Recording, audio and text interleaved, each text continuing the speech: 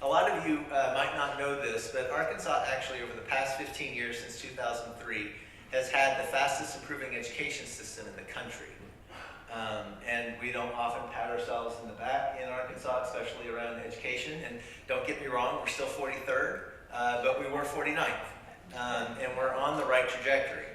And if you look at what really drove that pace of improvement over the past 15 years, it was the Lakeview decision, where the Supreme Court ruled our system of education unconstitutionally inadequate and inept, and ordered the legislature to do something about it. And a bipartisan consensus came together, led by Governor Huckabee and the Democrats who controlled the legislature at the time. And they put together a package of research-based reforms to really radically improve our curriculum, our services and help for kids with special needs or kids who are in poverty. And then they also put in a significant amount of new revenue into the education system. And under that, we have really taken off and are making more progress, faster progress than any other state in the country.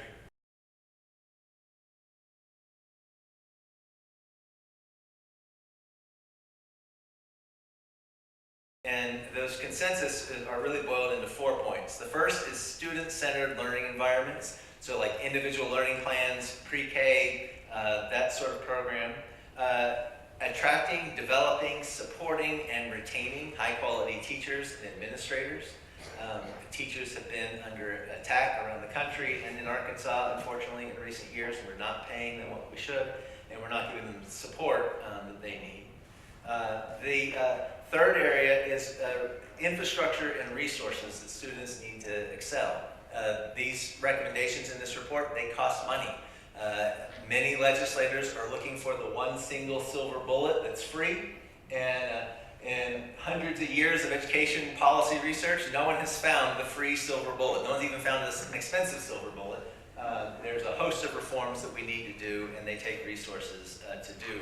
In Arkansas, again, it's made progress there, but our facilities, if you tour across the state, you'll still see wild disparities in facilities. As much as we're trying to do around teacher salary now, the disparity between the poorest districts and the richest districts in teacher salary is wider now than it was when the Supreme Court ruled on Lakeview in 2003. And then the last bucket that we kind of highlight of places where, again, broad consensus that it would help is shared accountability for all parties in the education system. And again, we'll get into that later. Right now, there's accountability for some and not so much accountability for others is our perspective. So the last thing that I'm going to say about sort of framing the statewide debate is there's another reform effort being pushed that doesn't have the research behind it, and that is frankly a diversion away from where the research would lead us, and that is the effort to privatize. And so in the past several legislative sessions, you've seen bills to allow more unfettered charter school expansion, voucher programs for private schools, some of which are not even accredited. And what we say is that we're not opposed to all charter schools by any means, but what we say is that the research is just simply not there to support that as a fix for our education woes. It's just not there. And that those solutions come with other ancillary costs. They have been driving inequity. They sometimes don't perform any better, or oftentimes perform worse than the traditional public schools. There's a whole host of challenges. Again, we'll get into some of that as we have the conversation today. But the biggest thing that frustrates us is that we view it also as a giant distraction away from the areas where there is near universal consensus. I take pride in the fact that we not only try to reach the high students, but we're talking about reaching every student who is in the public system. And we realize that, the students do not all come to us at the same level. But with the teachers and the administrators, they are meeting those needs, taking those kids where they are, and making sure that they are doing well. For the CTE is, for those of us that... Career technical education there. Because of the fact that we as educators, my educators here, we realize that we have to know that every student is not going to go to college. And even some of the bright students, they were saying, hey, I want to find a career that I can go into right away after I graduate from high school. So that is a big push that we see today, and we're trying to meet those needs. In order for us to really be successful with the CTE programs, we have to be out in the community, giving the different companies to serve as, provide internship for their students so that they can be ready to go into the workforce. And so therefore, we're trying to not just look at our advanced students, getting them ready for college, but also getting ready to make sure that every student can find their niche and do well. We are doing a really good job at assessing the individual needs of students. Do we get it 100% all the time?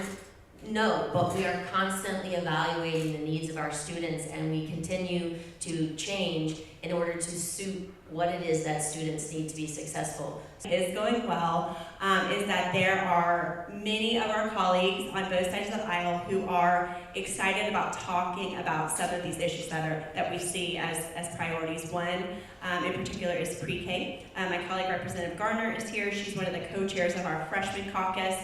So bipartisan group of those of us who are in our first term, and we collectively decided to work on a bipartisan effort to improve pre-K in the state of Arkansas. So that's really exciting to work across the aisle with our colleagues to focus there. I also agree that workforce readiness in all kind of facets is a priority across the aisle, and I think that comes with not only in a K-12 setting, in a CTE setting, also in higher ed settings, but I also think there's the willingness to engage in the conversation that workforce readiness happens in pre-K and in kindergarten and all the way up, and so how we ensure true workforce readiness through whether that's focusing on particular trade skills or just kind of those general soft skills that we want all of our workers to have here in Arkansas through communication and collaboration and even bilingualism as an important skill to be workforce ready. And so where's the next leaps forward that we need to take? Where are those things? Well, did you hear there's a bill right now to make recess longer? I think that's important. I'd say that the next big thing besides, recess being longer is the move toward increased transparency and accountability for all schools that are funded publicly, because it's our money, right? This is the money that we're putting towards the next generation, and we expect to see results. And if we can't oversee how that money is being spent, if we can't check in on the progress, then we are, being cut out of our investment. And I think of the accountability that is just a necessary part of any public program. And I think that would be a big step forward for us in the near future.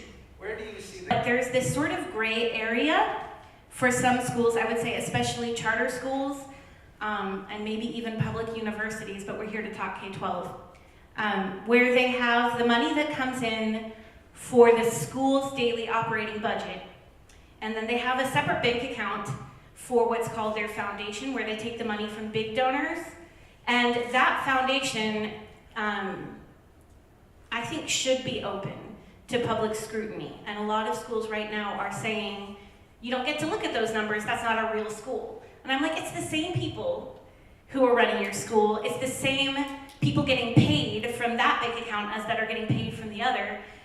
It's the same facilities, you're operating in the same facilities and you're paying for the same buildings. You should open those records to the public too. We have laws that maybe can help. No, maybe we are sure. Eradicate the English only law for us is important. The state dream action for us is important too. And eradicate the citizenship requirement for professional license, which applies to a teacher. For us, that is big important and can be really a big change in the education. Under our current law, Dreamers can go to the university and get their teaching degree, but they cannot get the license to go. Is that, am I saying this right? That's what we're trying to solve? Of course, I can talk about that. It is that meaning. That even me, I'm resident here, I'm teacher, I'm lawyer, I cannot. I have passion, and I want to go to the schools, and I want teach the students and share with them, and I can't because I'm resident right now. And we know the outside have a lot of professionals, not only teachers, a lot of people that really want work for this country, and they can't. The DACA students, this is a challenge.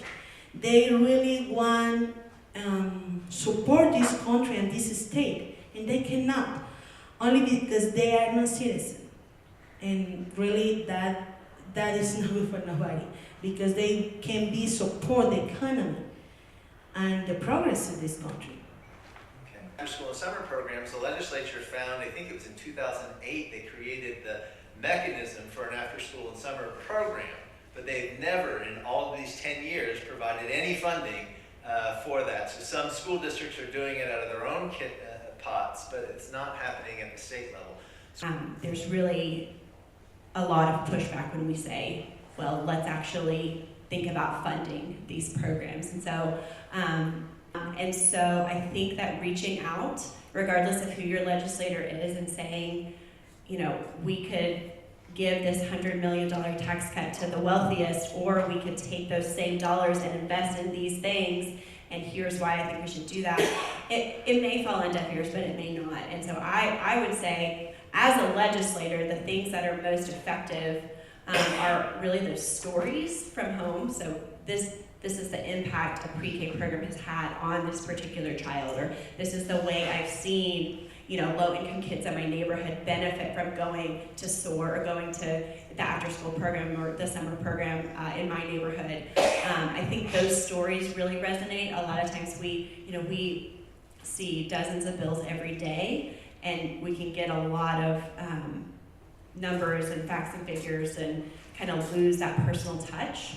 And so when we hear from our constituents and we hear those stories of real people and real impact in our communities, I think it really resonates. The public fall asleep when it comes to tax and budget discussions. And they say, well, but I'm an education activist. I can't get into the weeds of taxes. Or I'm an environmentalist. I don't have time to pay attention to taxes. And the reality is, no matter what kind of concerns you have, at the end of the day, those concerns are either reflected in the budget or they are not. And so we all need to be budget activists. We have I'm just politicking here for a second. We have our two biggest concerns about the governor's proposal are, first of all, that it is heavily weighted towards the super wealthy. And Arkansas's tax system is already completely upside down. We tax the poor at almost twice the rate that we tax the wealthy. And there is a simple solution in the form of an earned income tax credit, a tax credit for working families. The other concern, though, about the governor's plan is that it is being considered before you all see a budget, or before any of the rest of us see a budget, and it's being considered before we see the rest of the tax cut bills that we know are about to be filed, and those will all only take a simple majority to pass. So the biggest indicator on a student's performance in a classroom is the parent and family income. Single biggest indicator. Second biggest indicator, though, is the qualifications and quality of the teacher and the ability of that teacher to relate to students and build a relationship with students in that classroom. So we need to prioritize our students over tax cuts. Like you said, there's one state budget. All of the things that we want to pay for come out of that. The House and Senate meet together to make a recommendation to the governor on how much they need to increase spending in order for an adequate education. Adequate, not awesome, not better, just adequate. And that's only to keep doing the things that we're doing right now. So we keep taking away from the pot, and then we keep wanting to do more things. We need professional development that is not one size fits all, sit and get. So we need to tailor that to each specific level and the types of students that you teach. So if you are in a school that is 98% free and reduced, you should not be getting the same exact training as a school that is 5% free and reduced, because that's not helping anyone. It's not helping the teachers serve the students that come to their school, and it's not helping the students get the services that they need. I think the schools need the teachers that different cultures, and that can increase the experience. Each other can grow together. Each other can share and learn more. If that happens, you can get more engagement. Engagement in the parents, engagement even with the students. They are happy when they feel comfortable, they feel welcome. This teacher talk a little in my language, and that is important. I would also add that middle-class white teachers need cultural competence training as Yes. well. I think there's some of those attitudes and those sentiments, some of those kind of unspoken biases that we hold really impact the way we educate, impact the way we make policy, impact the way we're able to narrow that achievement gap. This is something that's so fluid that we can't ever stop talking about it. And so because of that, we don't start talking about it a lot of times. And because it's sometimes uncomfortable, but it's necessary. Regarding cultural literacy and facing our bias, I think it's important to note that the state of Arkansas's school grading system right now doesn't care. They only grade the schools on reading and English and math and science. History, arts, culture, none of that matters when you're getting your funding from the state, when your school is being graded, when it's being judged failing and taken over by the state. So I talk about public education all the time. And my family, as soon as I come home, like, oh my gosh, this bill and this, da da da da da, and their eyes kind of roll back, but they're listening. And when they go to the polls, they're listening to my stories and they're voting that way. We need to start working together. As students, parents, educators, activists, we all need to work together. So therefore, dealing with the professional development and doing that RTI program in order to reach both the behavior as well as the academics is what I would emphasize and stress throughout the district. And is doing that at a really high quality level free and easy? It is not, no. It takes time, it takes money, it takes teachers out of the classrooms. I know that sometimes they say, hey, I really need to be in my classroom, but we have to realize that, hey, if we don't do that training, therefore they do not have those skills in order to meet the needs of those kids anyway. Sometimes we have to give up some of that time to do the training so they can go back and meet the needs of the students in the classroom.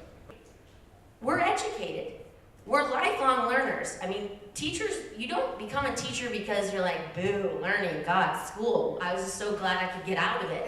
And we are all trying new things all the time. That's your resource. Right. And again, that's where the data is showing the best professional development is peer-to-peer learning networks. And so I think that's great. And I'll just add on a policy side, I know that there were some pilot PLC programs in some of those lower income districts, and they have really had strong results, and teachers really like them, and a lot of the legislators from some of those areas have had really great things to say about the PLC professional learning community model for professional development, having that peer-to-peer development opportunities, and those have been successful statewide. Just tell us all what RTI is. It's response to intervention. So if a student is not performing academically, you go in and there are different tiers and how you intervene in order to make them successful academically. But there's also a behavioral component as well. What do we do when behavior isn't on point? It tends to be punitive. So most of our answers are punishments in some form or fashion. Well, that's not working.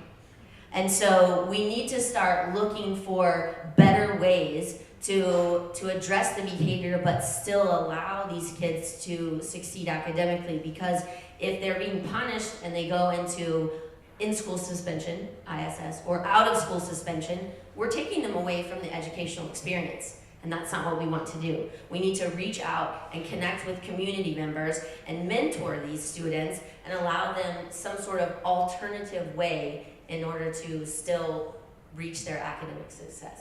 And Act 1240 is the law that made it legal for all traditional public schools to apply for the same waivers from state education laws that the charter schools are getting. So you probably already know charter schools are quite unregulated because they have been granted permission to not follow particular laws by the Arkansas Department of Education, which, by the way, is not elected. That's appointed. So these people are changing the laws, and they're not elected, and they don't have to answer to us.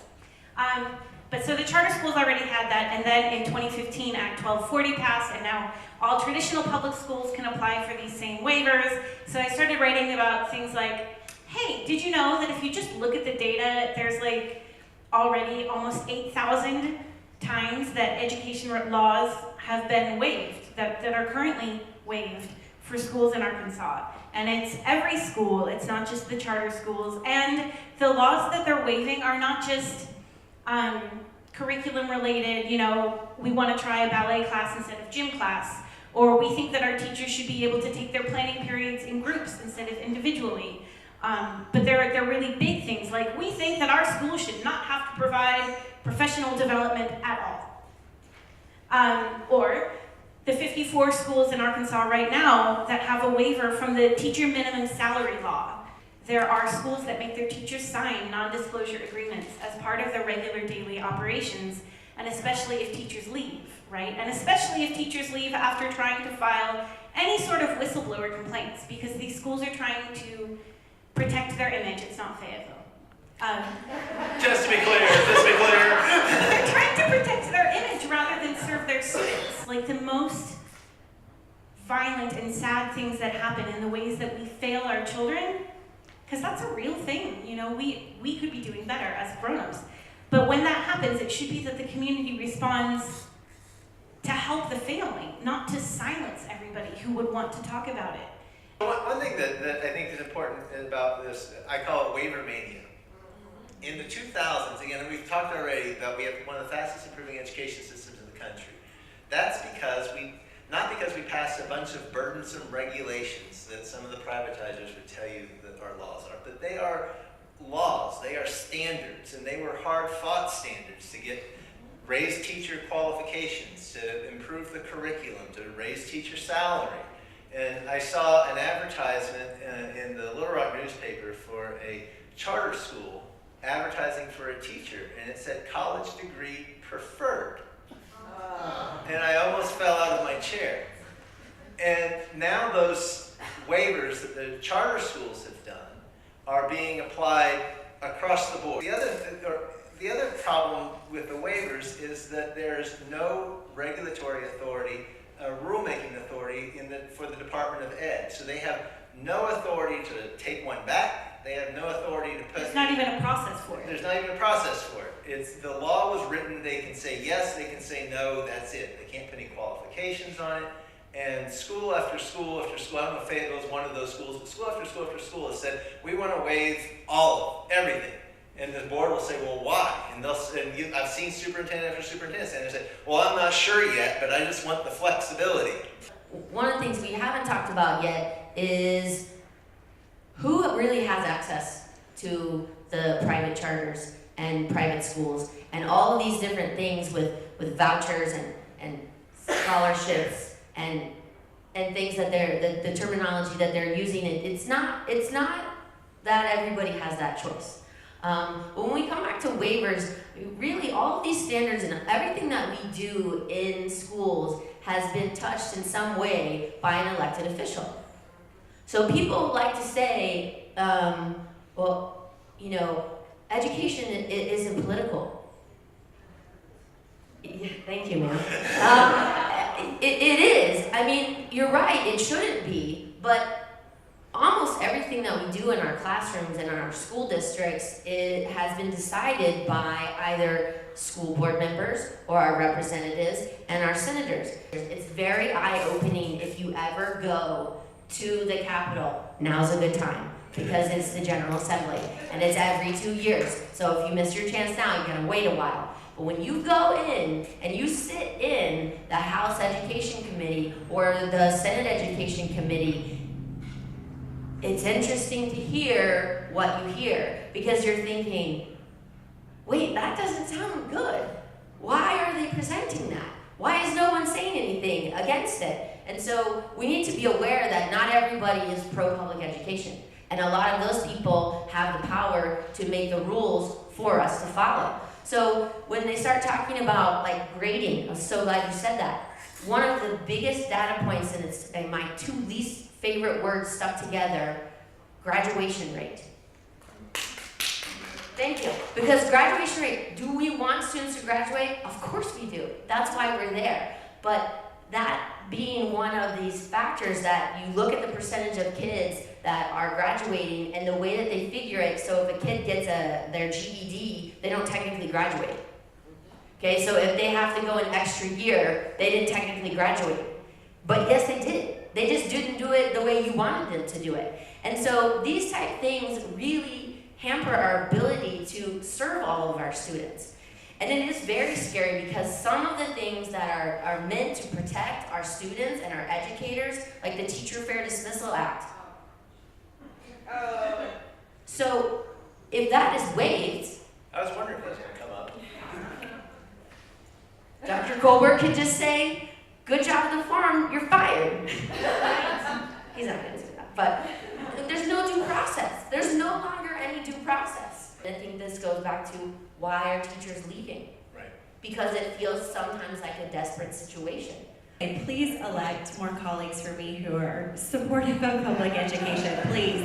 I won by a very slim margin in a district that hasn't elected a Democrat in decades. And one thing that really resonated with folks who tend to vote more conservative was the fact that I am a public educator. Please, as we approach 2020, please think about becoming a candidate who supports public education or supporting those who do, especially educators. And the work we do now in the legislature is vital to what we do day to day in the classroom. So I would just definitely say, please continue to support pro-public candidates or become one. So coming back to this accountability and transparency thing, Dr. Coburn, in Fayetteville, you guys have to take every student that appears, right? You don't get to pick and choose who you're going to educate today and who's just too much trouble. That is correct. Yeah, right. Yes. And so that presents some challenges because you have a whole wide, imagine, array of abilities and backgrounds and people needing some different kinds of special supports.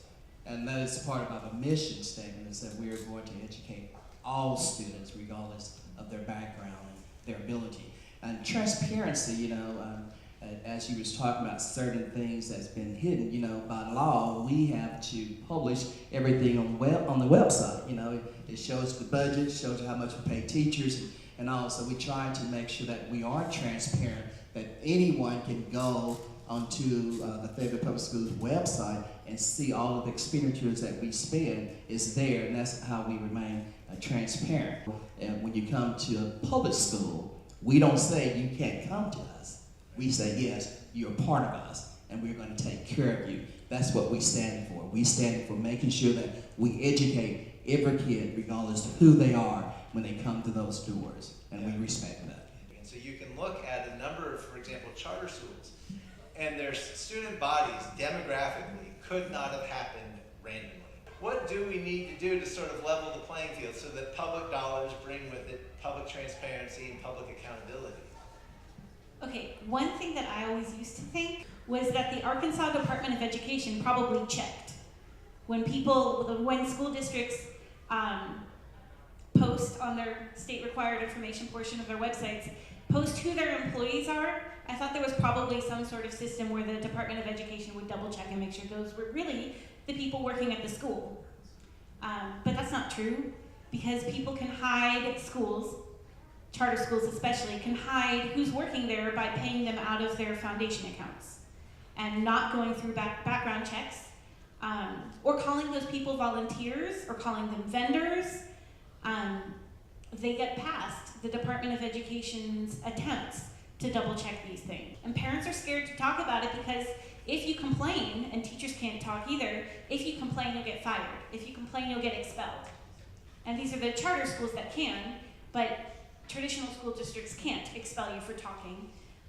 And so there becomes this disparity of secrecy and fear silencing the people who ought to know, and then the state level doesn't check. So the people with authority, like the State Board of Education has subpoena power. They could subpoena the daily attendance records of the school and check to see if those match the students who got into the lottery, but they never check. First, schools hide things and they lie, not you, Fayetteville. Charter schools especially. And then the state doesn't check. And then parents and teachers are scared to speak because either we're not members of the union or the union can't protect teachers who have no rights, or because it's just this culture of philanthropy and believing that the richest people among us have our best interests at heart, which I don't think is something that we can back up, and I think we need to, I think we need to have control over our own public schools, admit that they're not perfect, but then fix them ourselves and not sell them to the people who think that they have a better way. I think we need to have the better way. What can we do to bring more family and community engagement into the school so we're as passionate about what's happening with our school policy as we are about all the other things in our lives? We have interpreters. That's it. That is only one way. It's not communication. Okay, thank you for that. Because we have interpreters, but that is not enough. That is not engagement. We don't see the parents there. We don't see the parents like a talk with the teacher. We have this idea. We can work for the school. We can do this event for maybe get some for the kids, or we do this in the culture. When I come here, say, where is the festival for Mother's Day? And the people engage a lot. And in Mexico, the family engagement is for that event. And that increases the culture and the family engagement. About the family engagement, if we eradicate that law, I think the parents can feel comfortable and welcoming, and can work more for the schools. But the quality in education, we need three things: school, parents, and students. It's necessary, the three of us. And we're together. The only thing I would add there along the same lines is that sometimes both educators and policymakers, we tend to assume we know best. We tend to assume, oh, well, this is what parents want, and this is what parents need, this is what families do or don't want or will or won't come to. I just want to say it's super important that we're listening to those families, that we want to engage and learning from them. I think that's true for making policy as well. What can we do to start or increase more language immersion classes and bilingual education? I can speak to that a little bit. So right now there is actually a state law prohibiting that. Unfortunately, there's an English-only law requiring English to be the only language of instruction. We could probably participate in Waiver Mania and get a waiver, but right now there is a state law prohibiting bilingual or dual immersion instructional programs. I do have a draft of a bill to change that. So we'll see how that shakes out. It will be a heavy lift. The research supports that students learn best with native language support. But what can we do to address the mental health crisis that you see with your student population? And do you have any suggestions for how the state might approach that? I think it could come back to some training. You know, most teachers don't have a background in mental health, and so I don't know what I'm looking for. And if I don't know what I'm looking for, then I don't know how to tell anybody that there might be something going on here.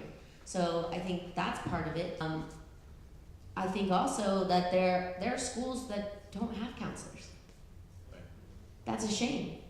That's an absolute shame. I think that, you know, we have Ozark guidance counselors at Fayetteville High School. I believe we have one for 3,000 students. The regular school counselors are oftentimes, well, I mean, they have a lot of roles. It comes back to funding. These people cost money. Good programs cost money. You've made the reference to there is no one silver bullet. Well, regardless of which one that we choose, it's gonna cost money. So if you want to do it right, you have to pay for it. My grandson utilizes that service, and that's a really good example of allowing the school-based counselors from Ozark Guidance to be in the school, because it's hard to see someone outside the clinic and be isolated. So we definitely need funding for more of that coming from, you know, the Ozark Guidance source and the schools, but that's a really good program. I think it comes back to the triangle of people that we need to have involved as well. It's not just the school faculty, but it's also the parents and the children. And I think strengthening those connections and communication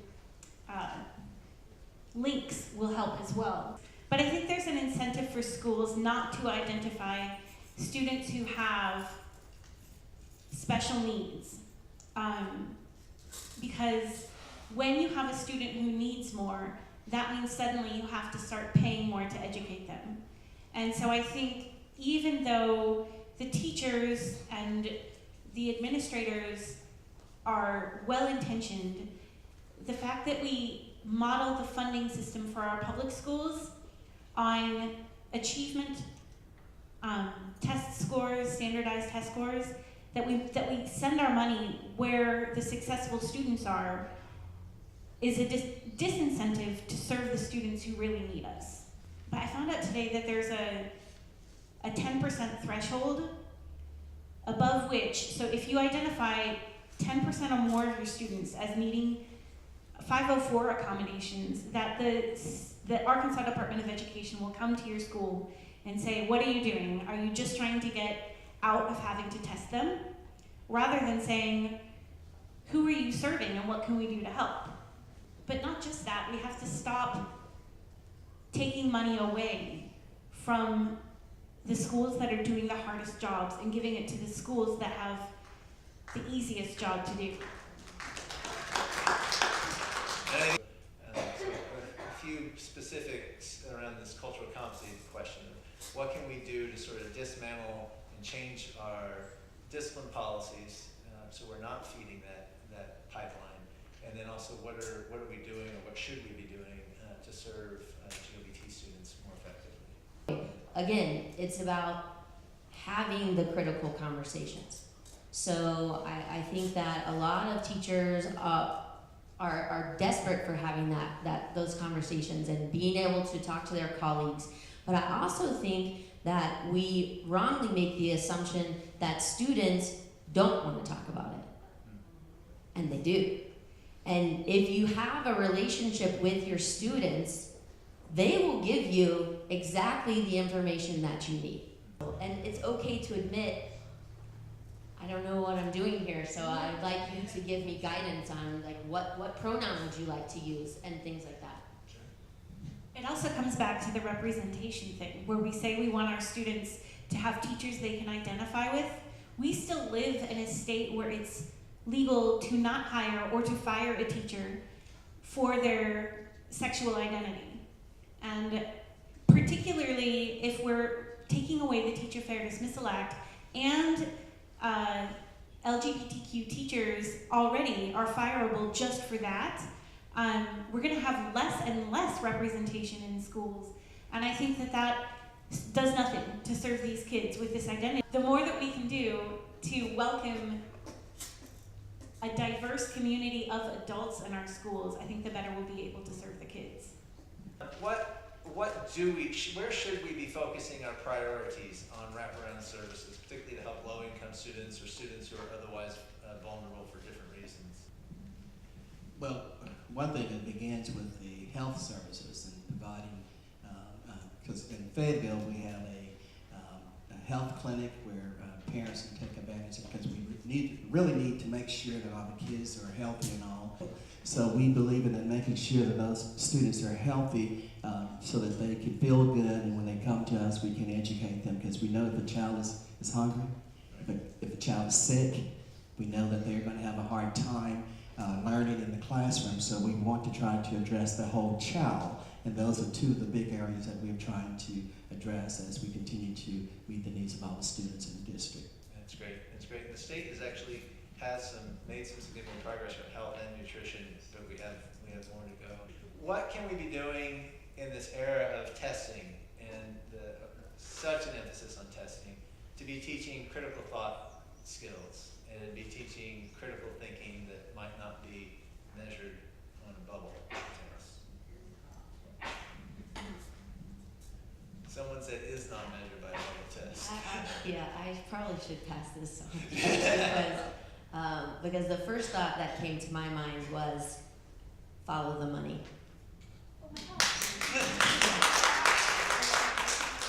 Okay, I was thinking the same thing, but I'm just going to throw something else out there. Use other tests. I mean, we don't have to do the bubble thing.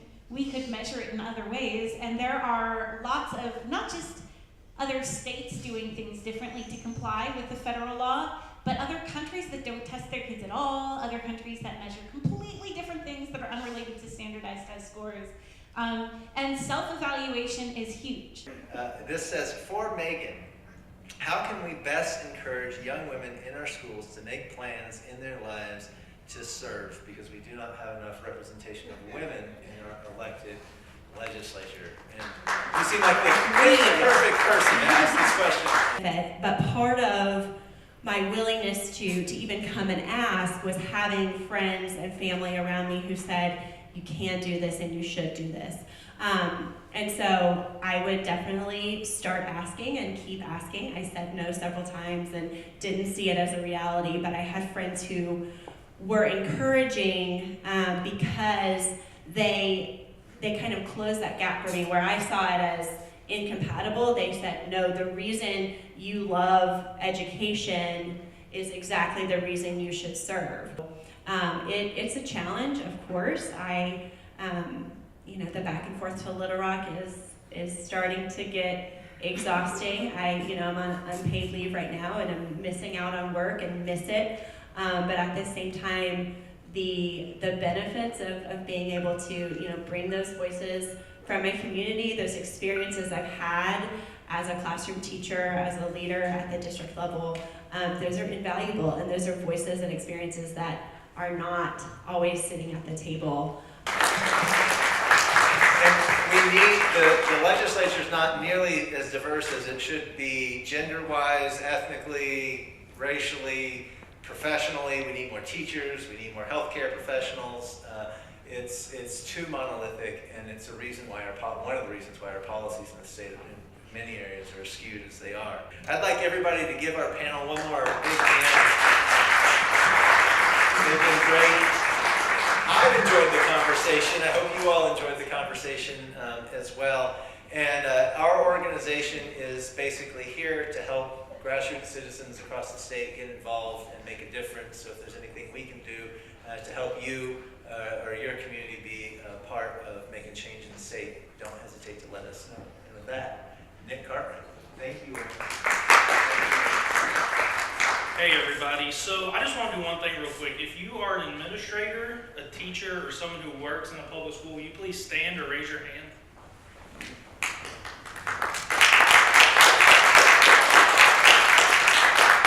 Thank you for what you do every day for our kids. I know that we don't tell you that enough. We at Citizens First Congress also read all 2,000 plus bills, and we monitor them very closely throughout the session. So we want you guys to go to our website, citizensfirst.org, and please sign up for our action alerts. We send out weekly updates, and we also send out when there's events or special things going on and when you need to take action and contact your legislators. So please go sign up for those. And finally, on March 19th, so I think a lot of the time in education we don't empower our students enough. And so one of the things that we want to help do is bring out their voices more. And so on March 19th, we're hosting a Youth Advocacy Day at the Capitol. That's during spring break, so if your kids or anybody you may know might be interested, just check out our website and we'll have information on that. And I think that's all I have.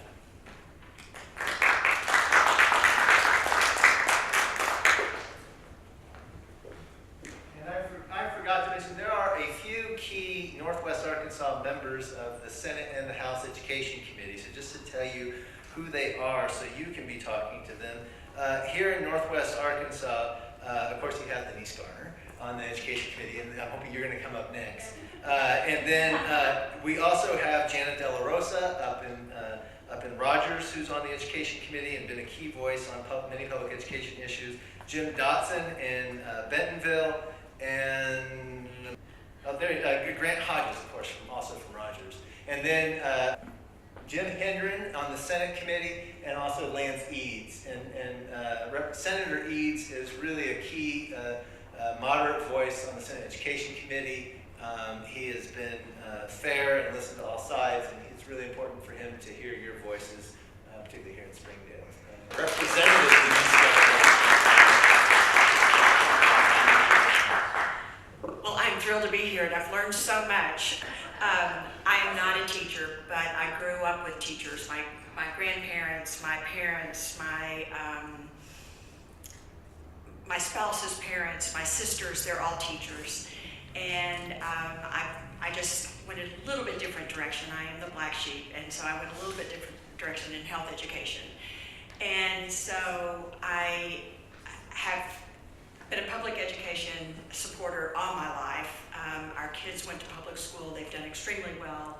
And, you know, they've had their challenges, and the school had their challenges with them. And they even 30 years ago took the time to make sure that they had what they needed in their personal development. And so I have to thank Fayetteville Schools for that. I've been involved in a volunteer with public schools for a long, long time, and a huge advocate. The Public Education Committee is extremely difficult.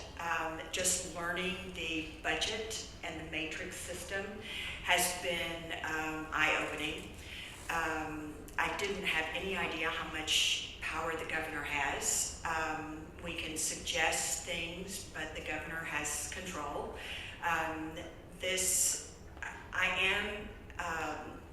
I am excited to say that we do have some power, even in a super minority, over some of these tax-related issues. So we need to hear what you think about taxes. We are looking at some things that may be a way to work out some compromises with the tax breaks. So we'd love to hear that. Some of the things that are coming up, there are a lot of unfunded mandates, and that's one of the most frustrating things for me, because I know these things would be great in the school system, but we're not paying for them. And where are these things going to happen, and how are we going to pay for them? So bullying is one that has come up again. Journalism classes for high school, with some of the First Amendment rights questions. I mean, there's just all of these things. So it's every bill that comes across, we have to think about the way it affects education. And so all of that's to say is that I'm going to depend on you guys so much to be talking about those kinds of things. We have K-12, pre-K and K-12. We've got higher ed, and so we have all the university education issues, and we have career education. So all of those things come across our desk, and we're going to depend on you guys to keep us focused on the things that are important for each individual committee and subcommittee. And you can watch those committee meetings now online. So you can watch those committee meetings. You can text me in the middle of a vote if you want to, and say, ask this question. And I've done it before, and I will continue to do that. We may be trying in the super minority to pass some bills that we know are they're not gonna pass. They're not gonna make it. But it gives us an opportunity to talk to the public, to educate the public about what's going on. And you better believe I read every bit of your blog. So thank you very much for that. Yeah. So, I mean, we've got to get our education from everywhere. We've got to educate other people about what's going on. And we've got to make sure that the governor and his staff hear your concerns about what's happening in education and the fact that we're not even funding adequate education, as Anna said. We have got to make sure that we have superior education. That's what's going to turn our state from number 49 to number 1. So thank you very much for being here. Thank you guys. I've learned so much, and anything that I can do to help, call me.